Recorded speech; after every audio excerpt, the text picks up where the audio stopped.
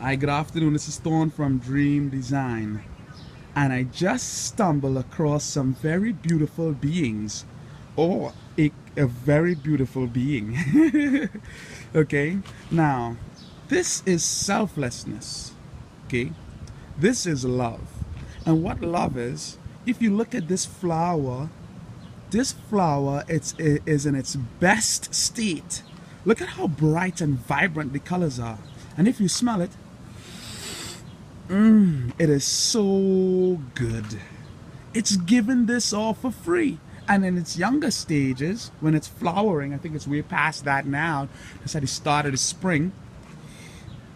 This one here might also be at this stage. Where is it? Where are you? I just saw you in my viewfinder. There we go.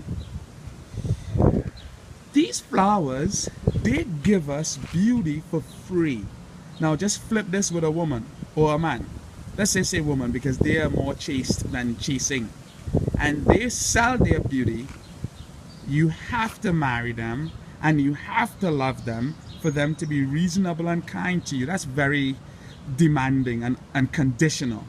When I look at the creatures or the flowers of the world and the plants and animals and the structure of our ecosystem itself, inclusive of us, the structure of our bodies is love. That's what drives us. That's what keeps our molecules together and keeps our body together. It's love.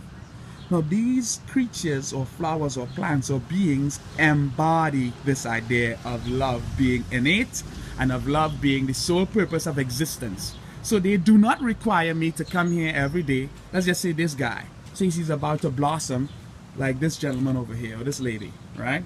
He does not need me or a bee to come and love it and tell it nice things for it to blossom. It blossoms as a state of inherent nature. It blossoms because it wants to and because it can.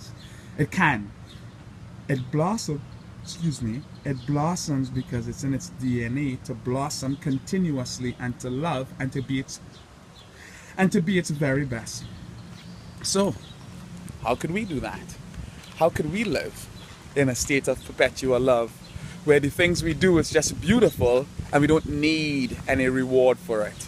We don't need any, I need for this to happen for me to blossom, or I need conditions for me to love or to share or to give of my very best. One way that this is demonstrated is people that work a job that they don't like and they don't like the salary. One of the things they say is, I'm not going to give my very best because they're not paying me enough. But you're going to always be not paid enough, or you're always going to be unhappy in a job. When you work at a job, you're not working for the company. You're working for you. You are working to build habits for yourself so that you could be successful and so that you could be happy, so that you could control what you do with your time.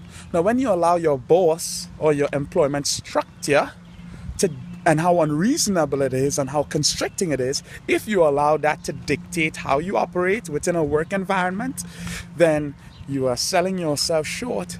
It becomes very, very difficult to do very exceptional things when you limit yourself to what you're currently doing.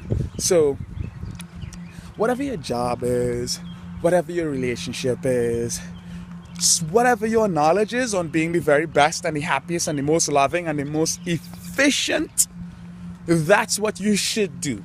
Ignore what your husband or wife is doing, what your boss is doing, what your co-workers are doing, what your teammates are doing. Ignore.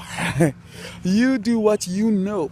Okay, if you know that being the best means getting up at 5 every morning, reading 2 or 3 pages in a book, going for a little jog, taking a nice bath, saying a couple prayers, writing some things that you're really, really grateful for, okay, and writing your goals and your intention and creating a plan to achieve them, do that. Do not wait for somebody else to join you or agree with you. Or do not wait for your job or your wife or your spouse to start supporting your idea of being excellent. Okay, the work I do is called the science of performance excellence. And it's a science because it's very specific things that you can observe and repeat. So I have put those things together, and you could go through. You could spend the 7 years to do it yourself, or you could just visit our website or my Facebook page. My name is Thornholder. Website is www.dreamddesign.com. This is the view we have here. We have the waters. Okay. We have the birds. You could hear them whistling and being all lovely and loving. There's a little birdie there hopping around, being perfect, being a creature of God. Okay. We have the waters being the waters, being a perfect creature of God. Okay. And for me, God is not a ruler. He's not here to tell you what is right or wrong. He's here to tell you that you decide what is right or wrong. And your nature is to be loving.